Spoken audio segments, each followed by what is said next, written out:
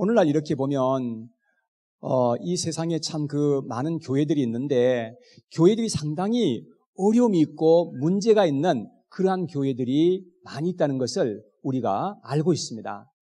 여러 가지 문제가 있겠지만 그 여러 가지 중에서 한 가지를 들라 한다면 교회론이 굉장히 약하다는 것입니다.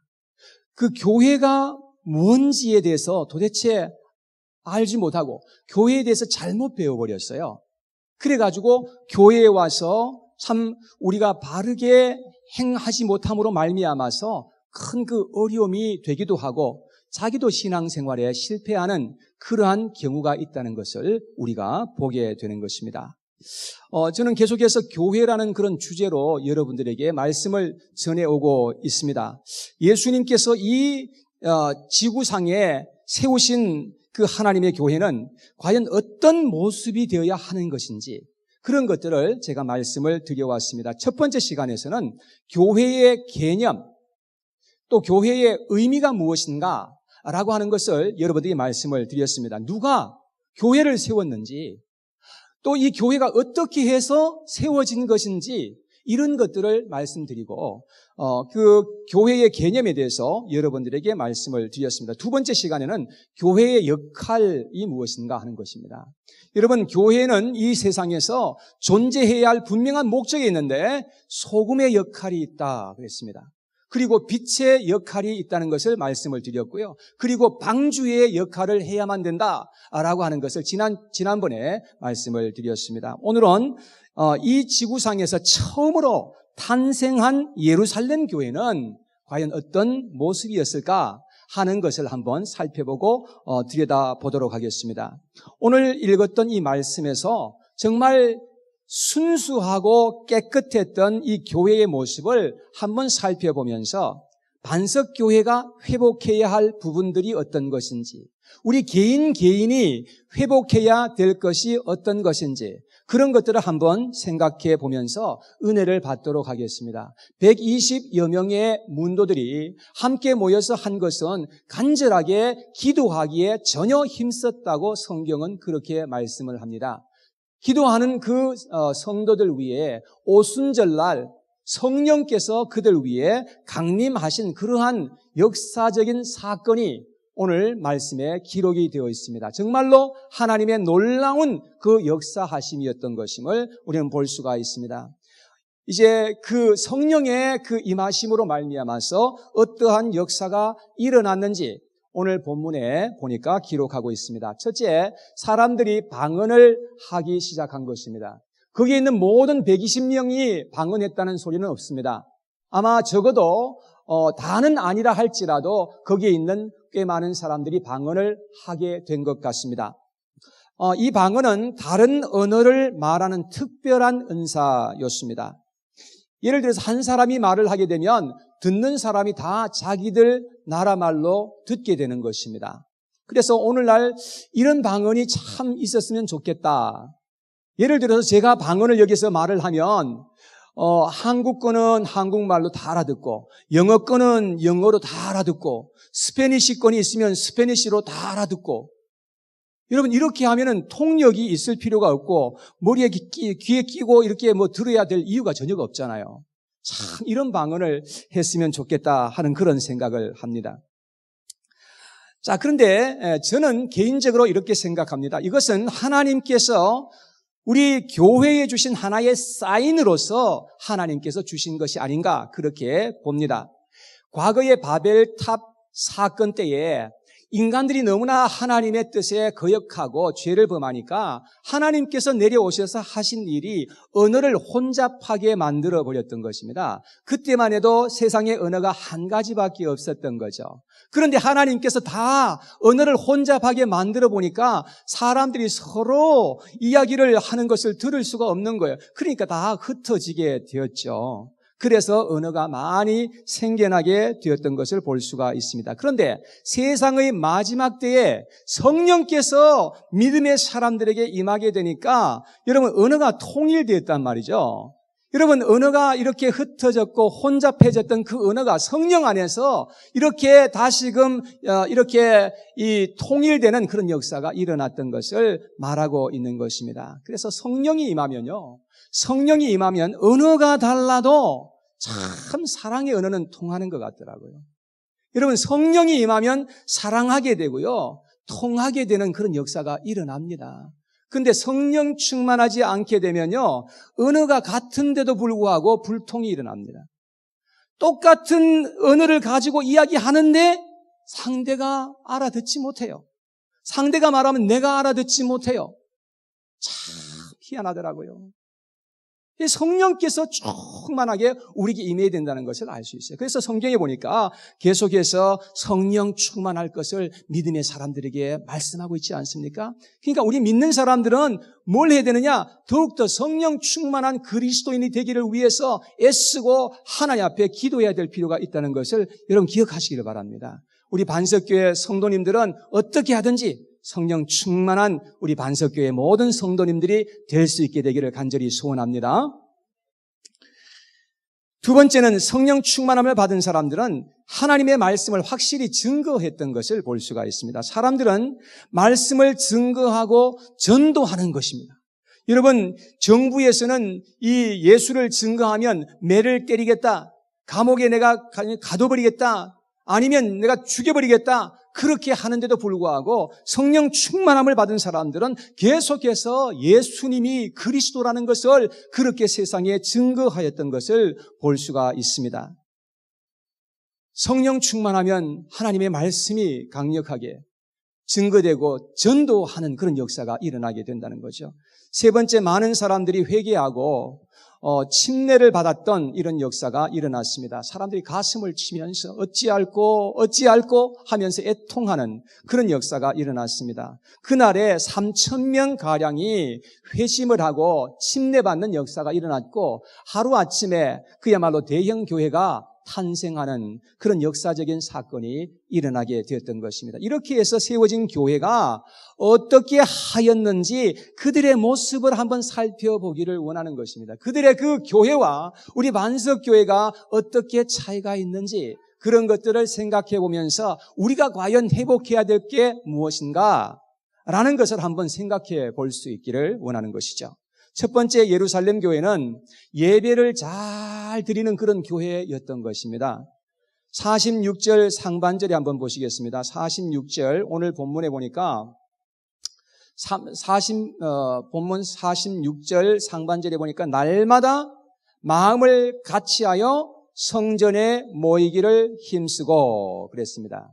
여러분, 이때만 해도 성전 건물이 있었던 당시였습니다. 그래서 사람들은 성전 건물에 매일같이 모여서 한 일이 무엇입니까? 열심히 그들은 하나님을 예배하고 하나님의 이름을 높여드렸던 것을 우리가 볼 수가 있습니다. 여러분, 참 매일같이 그 성전에 모인다는 거 쉽지 않은 일이죠. 예, 그런데 우리 반석교회도 생각해 보니까 저희들도 거의 매일 모이더라고요. 새벽 예배가 일주일에 4번 있습니다. 그리고 수요일 저녁 예배 있고 금요일 날 성경 공부가 있고 주일 날 어떤 때는 1번, 어떤 때는 2번 예배가 있습니다. 그러니까 적어도 우리가 예배마다 다 참석하게 되면 일주일에 7번의 예배를 참석할 수가 있게 된다는 것이죠. 어떤 분들은 이 모든 예배를 다 참석하시는 분들도 계중에 없지 않아 있으십니다. 어떤 분들은 정규 예배 3번을 참석하시는 분들도 계시고 어떤 분들은 새벽 예배에 참석하시는 분들도 계시고 그래서 정규 예배는 이제 수요일 날 저녁과 금요일 날 저녁 성경 공부와 주일 예배, 이것을 정규 예배라고 그렇게 말합니다. 일주일에 3번씩 이렇게 오시는 분들도 계시고 일주일에 딱 1번만 오시는 분들도 계십니다. 그래서 제가 일주일에 1번만 오시는 분들은 제가 딱한 교인이라고 제가 그렇게 부릅니다. 조금 이렇게 여러분들이 새겨 들으셨으면 좋겠어요. 죄송해요. 여러분, 우리가 한번 생각해 보시기 바랍니다. 일주일에 7번의 예배가 있는데 일주일에 한 번만 오신다는 거 여러분 어떻게 생각하면 너무 딱한 거예요, 제가 볼 때. 예배는 무엇입니까? 예배는 우리가 하나님을 높이는 거 아닙니까? 그 예배 속에서 우리가 하나님을 찾는 거 아닙니까? 예배를 통해서 우리가 하나님께 더 가까이 간다는 그런 의미가 아닙니까?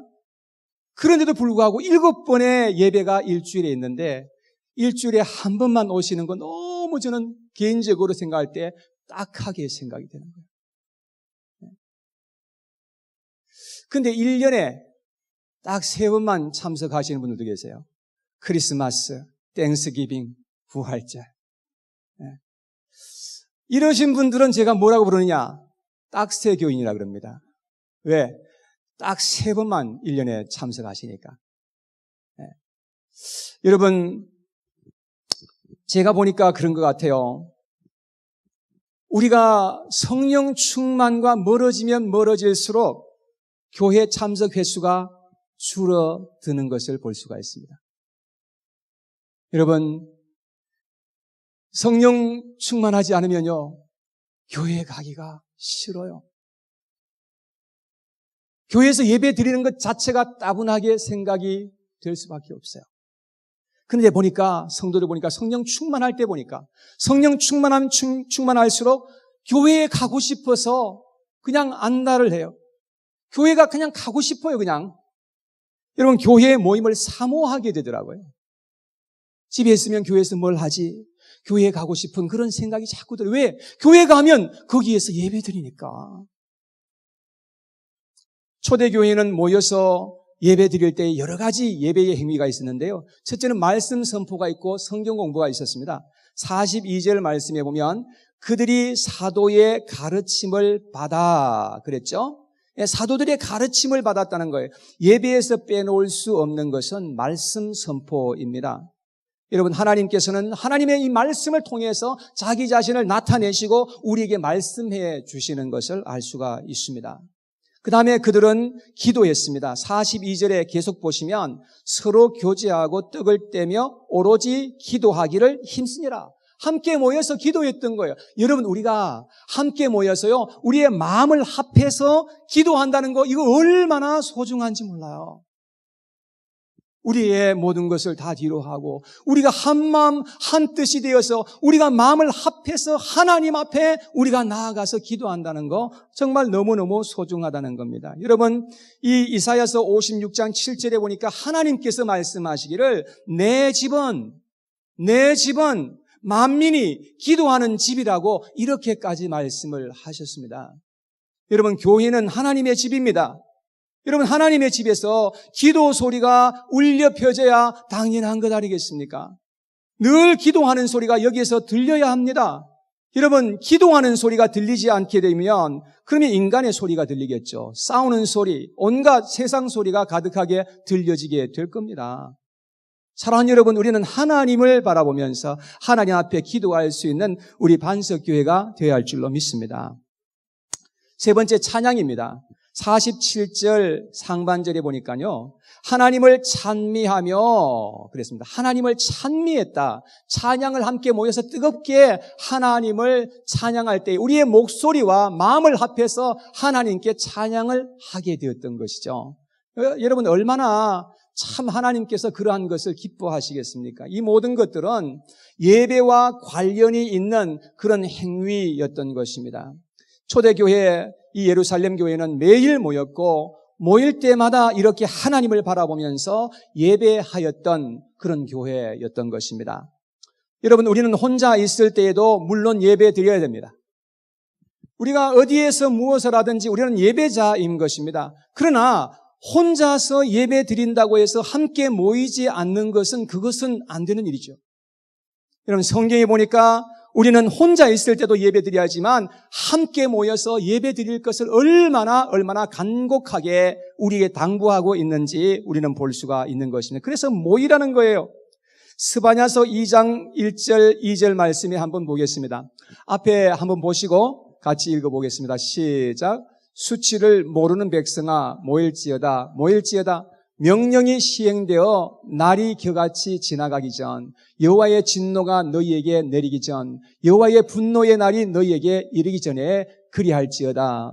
여러분, 이스라엘 백성들에게 이 함께 모일 것을 그렇게 부탁한 것을 볼 수 있습니다. 왜 그런가 하면 이스라엘 백성들은 바벨론에 의해서 멸망당하기 전에 그들은 모이는 일에 소홀하였다는 사실을 보게 되는 거잖아요. 유월절도 안 모여, 오순절 날도 안 모여, 초막절도 안 모여, 모든 절기를 다 그냥 모이지 않고 모임을 폐해버리는 거예요. 그러니까 하나님께서 선자를 보내가지고 제발 모여라고, 모여야 무엇이 되어도 되지 않겠느냐고, 그러면서 모일 것을 그들에게 촉구했던 것을 볼 수가 있습니다. 요즘 우리가 살고 있는 이 세상은 점점 더 이기주의 세상이 되고 있습니다. 점점 더 개인주의 플레이예요.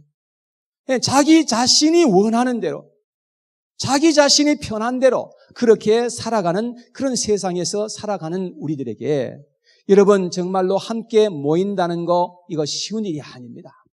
세상 사람들은 점점 모이기를 꺼려하는 것을 볼 수가 있습니다. 그리고 이 사단은 이 세상의 마지막 때에 정말 점점 더 모이기 힘들도록 사람들을 그냥 바쁘게 그냥 돌려버려요. 얼마나 바쁜 일들이 많은지, 세상에 점점 더 할 일들은 많아지고 점점 더 바빠지고, 그러니까 교회에 같이 가서 모여서 예배 드리는 그러한 시간이 점점 더 없어지게 되는 겁니다.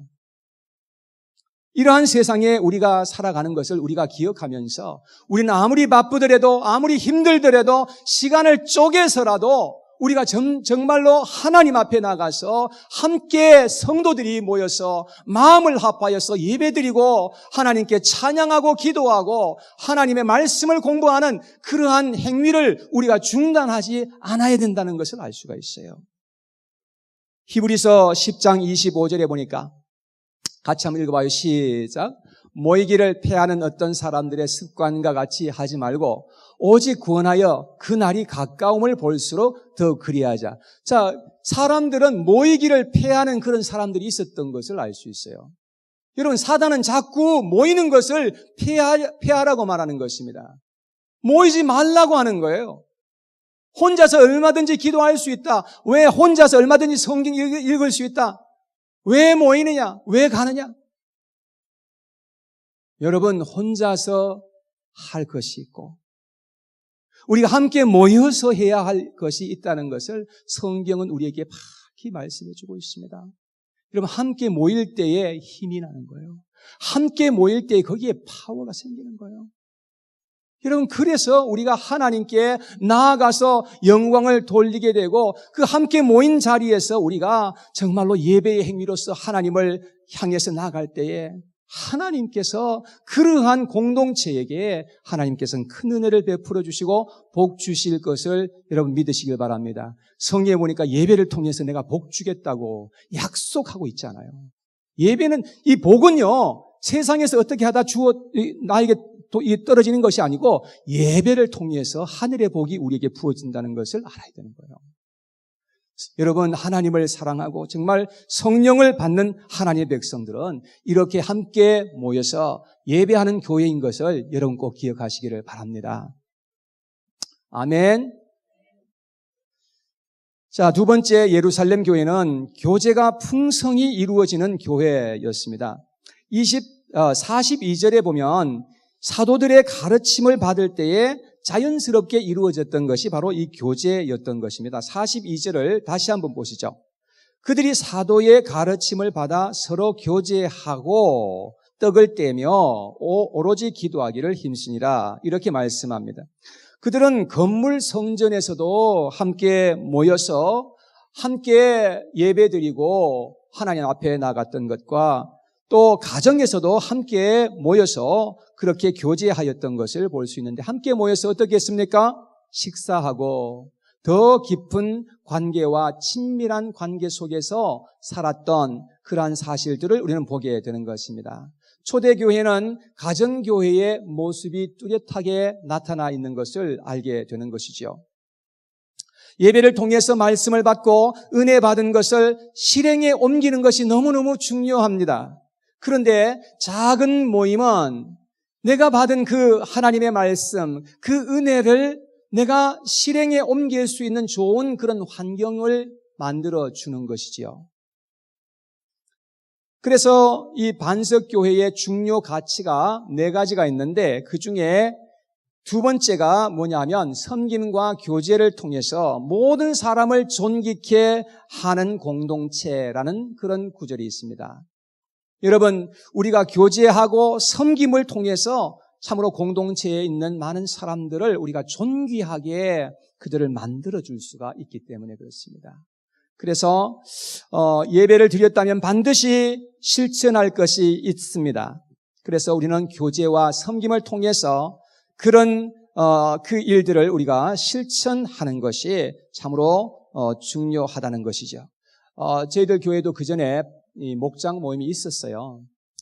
한동안 그것을 지속했었는데 그 리더십의 그 부재, 리더십의 어떤 그런 그 문제로 말미암아서 사실 저희들이 중단을 하게 되었는데 제 마음 같아서는요, 이 작은 모임이 너무너무 중요하다는 사실은 제가 절감하고 있습니다.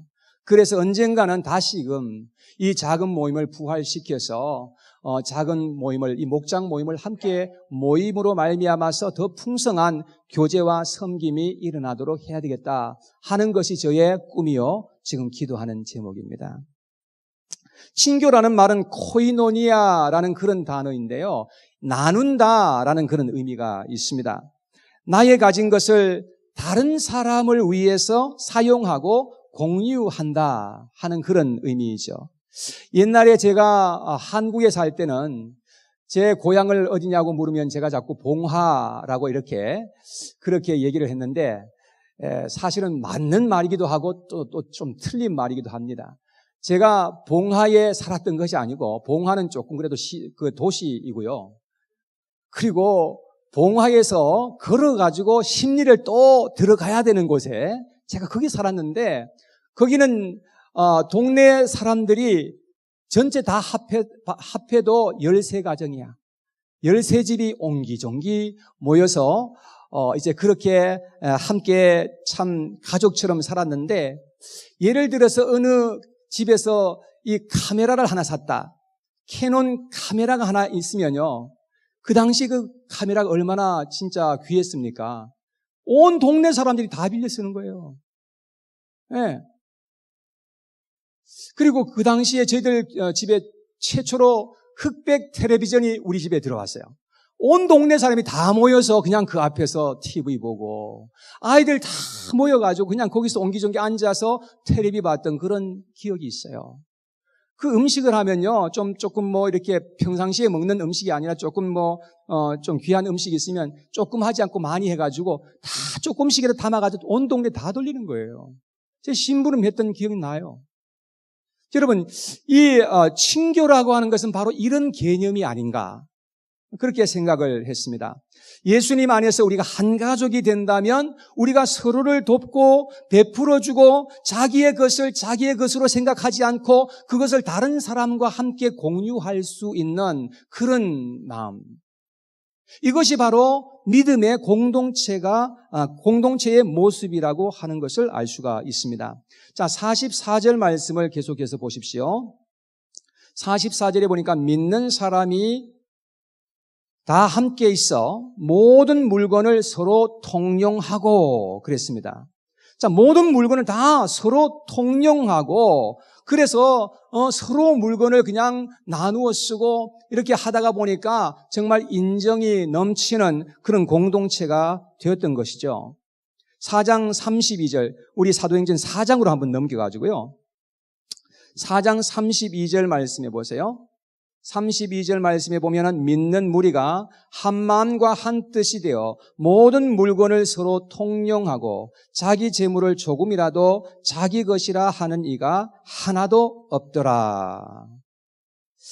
자, 참 이렇게 모든 것을 정말 우리 한 가족이 다 그냥 나한테 이런 귀한 것이 있으면 그것을 참 이웃도 빌려가서 쓸 수 있고 또 그것을 또 다른 이웃이 또 빌려가서 쓸 수 있고, 그냥 그런 공동체의 모습을 볼 수가 있습니다.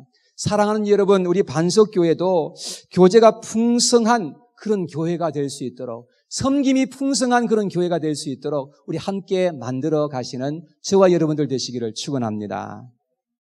자, 마지막 세 번째로 예루살렘 교회는 섬김이 왕성한 교회였습니다. 45절 말씀을 보시기 바랍니다. 2장으로 돌아가서요.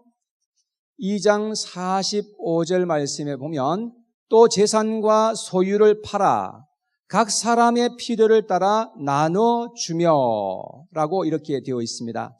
초대교회 때는 상당히 구제할 것이 많았습니다. 왜냐하면 예수님을 믿고 돌아온 사람들 중에서는 가난한 사람들이 상당히 많았기 때문에 그렇습니다. 그래서 바나바와 같은 사람은 자기 가지고 있던 모든 것을 다 팔았는지는 그는 모르겠어요. 그러나 어쨌든 밭을 팔아서 그래서 그것을 구제하는 일에 사용하도록 그렇게 하였던 것을 볼 수 있습니다. 사람들이 은혜를 받게 되면 자기 자신보다도 다른 사람들의 필요가 보여지기 시작하는 것 같습니다.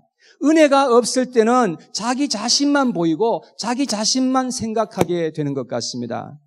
그런데 사람들이 성령 받고 하나님의 크신 은혜를 체험하게 되면 다른 사람들에게 관심을 가지게 되고 다른 사람들의 필요가 보여지면 돕고 싶은 마음이 가득하게 일어나게 된다는 것입니다. 여러분, 어려운 이들을 보면 교회에 와서도 참 그 어려운 사람들을 생각하고 그 사람들을 위해서 기도해주고 그 사람들에게 어떻게 하면 정말 지혜롭게 도와줄 수 있을까라는 그런 생각을 하게 된다는 말이죠. 여러분, 교회에 와서도 정말 참 서로 앞다투어 가면서 섬기는 일에 앞장서는 그러한 사람들이 될 수밖에 없는 것이죠. 자, 우리 사도행전 4장으로 다시 한번 넘겨서요.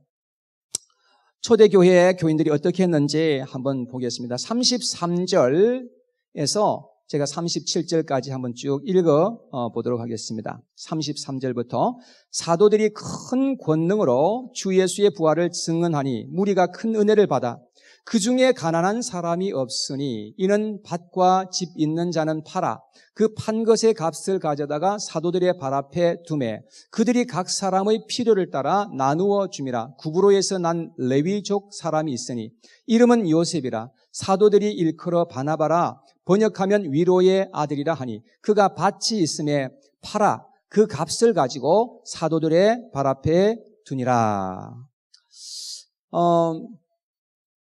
이렇게 은혜 받은 사람들은 교회를 위해서 뭔가 하고 싶어지는 그런 마음을 갖게 되는 것입니다. 여러분, 헌금을 목회자가 여기에서 헌금하라고 한다고 해서 할 사람은 별로 없는 것 같습니다. 그냥 자발적으로 자기가 그냥 헌금하고 싶어서 하는 거예요. 은혜 받으면 헌금을 하게 되더라고요. 여러분, 그전에는 돈이 그렇게 나에게 있어서 중요한 것이었는데 은혜를 받고 보니까 돈보다도 하나님이 더 좋고 교회가 더 좋아지는 거예요. 여러분, 그리고 헌금하는 것으로 부족해서 교회에 와서 뭘 하면 좋겠느냐? 저에게 와서 물어보는 사람들이 있어요. 뭘 하면 좋겠냐? 뭐 좀 하고 싶다. 그렇게 물어보는 사람들이 있습니다. 그래서 자기가 할 수 있는 일을 찾아서 봉사하고 섬기는 일을 하려고 하는 것을 볼 수 있습니다. 어떤 사람들은 하나님께서 주신 은혜가 너무 크니까 자기의 것을 다 포기해버려요. 자기의 명예도, 자기의 그 야망도, 자기의 욕심도 다 그냥 포기하고 그리고 선교사로 자원하시는 그런 분들도 계세요. 그런 분들이 바로 바나바와 같은 사람이 그런 사람이고 우리 반석교회에서 후원하는 우리 문성 이민아 선교사님이 바로 그런 분들이에요. 여러분, 그렇게 자원하지 않으면 얼마든지 이 세상에서 잘 살 수 있는 사람들이에요. 그 다 포기하고 정말 하나님의 그 은혜에 감사해서 자원하는 마음으로 하나님 앞에 그렇게 섬기고자 하는 것을 볼 수가 있습니다. 사랑하는 여러분, 우리 반석교회도 이런 은혜가 풍성하게 일어나기를 간절히 축원합니다. 사람들이 성령 받고 교회가 세워졌을 때 이런 일들이 교회 안에서 일어나더라는 것을 우리는 성경을 통해서 보지 않습니까? 세상의 모든 교회들이 다 이렇게 예루살렘 교회처럼 똑같이 되어야 한다는 그런 뜻은 아닙니다. 그러나 한 시대에 한 교회가 가졌던 모범적인 사례인 것이면은 틀림이 없는 것이죠.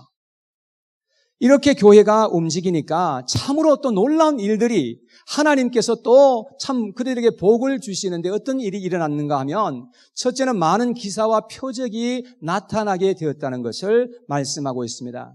저는 지금까지 신앙생활을 해오면서 많은 표적과 신비한 일들을 체험을 많이 합니다. 그런데 제가 깨닫기는 이 표적과 기사는 전적으로 우리 하나님께서 하시는 일이지 내가 일으킬 수 있는 것은 아니더라고요. 하나님의 때에 하나님의 방법으로 하나님께서 어떤 기적과 표적을 우리에게 나타내시는 거죠. 그래서 우리가 하나님의 뜻 가운데 행할 때에 하나님은 자신의 행하시는 일을 신비한 방법으로 우리에게 드러내시는 것을 우리는 알 수가 있는 것입니다. 그리고 두 번째, 온 백성들에게 칭송을 받았더라. 그렇게 말씀합니다. 사도행전 2장 47절 말씀에 한번 보겠습니다.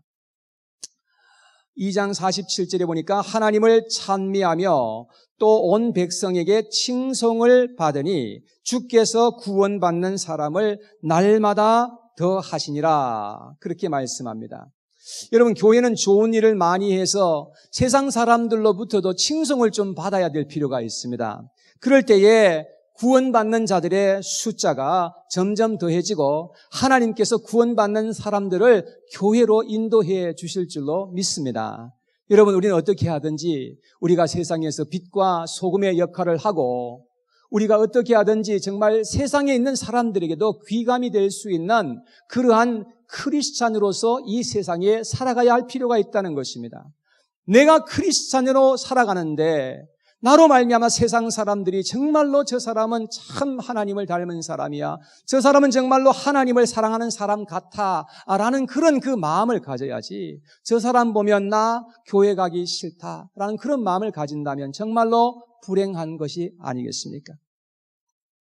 우리 반석교회도 초대교회와 같은 건강한 교회의 모습으로 성숙해 갈 수 있도록 그렇게 함께 만들어 갈 수 있는 공동체가 될 수 있기를 여러분 간절히 기도하시기 바랍니다. 우리 함께 그렇게 만들어 가야 할 것입니다. 이곳이 하나님께서 기뻐 받으시고 영광 받으시는 복된 교회가 될 수 있도록 그렇게 우리는 계속해서 전진하고 우리가 함께 이제 만들어진 예수 그리스도의 몸이요 한 공동체가 되었다는 것을 우리가 기억하면서 이제 하나님의 교회에서 우리가 모든 지체가 되어 함께 주님 앞에 섬기는 그러한 공동체인 것임을 기억하면서 오늘 이 시간 들은 말씀 기억하고 함께 찬양하고 함께 결단하는 그런 시간 되기를 원합니다.